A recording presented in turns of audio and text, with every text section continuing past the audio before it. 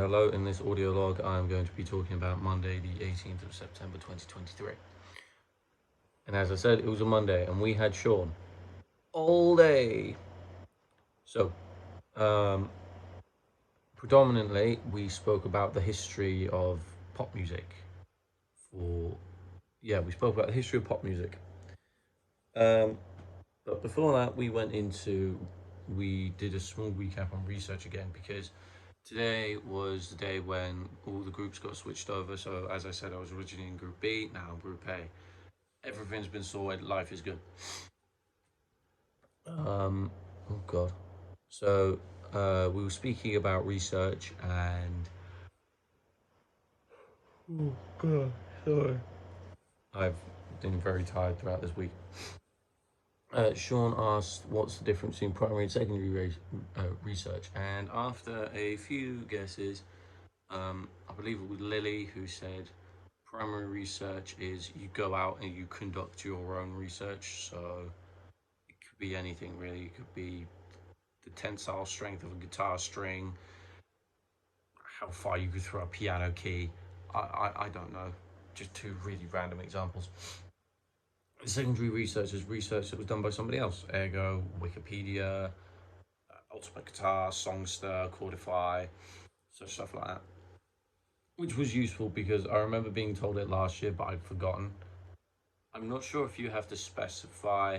Well, obviously, I'm guessing if you want to get distinctions in your research log, you have to provide both primary and secondary research in your research document.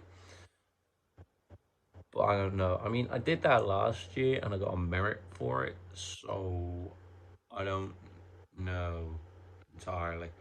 But overall, we see how it goes.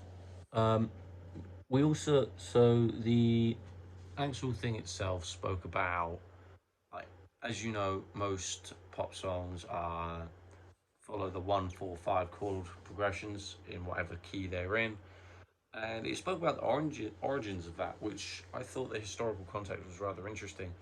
Apparently, it comes from 1800s slave songs, because apparently all those followed the same chord pattern, like harmony progressions.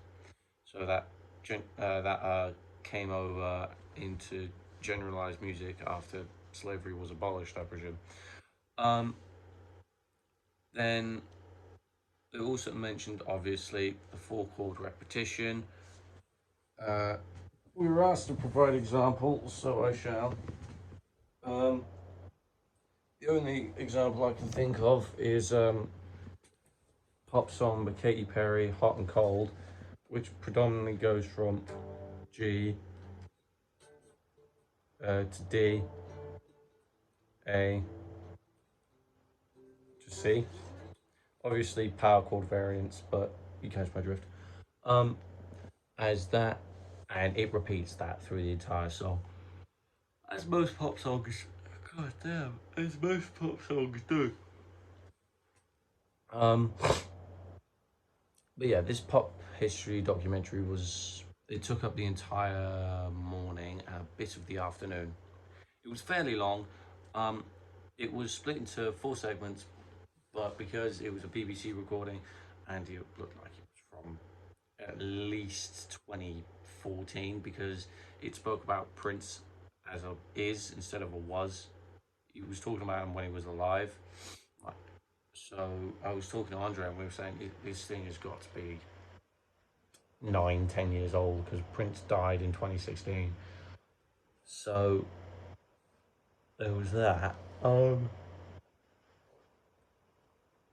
But really, some of the things they went over, um, the first pop agency, if you will, was called Tin Pan Alley, and they would just write song lyrics and give them to artists. Obviously, pay them.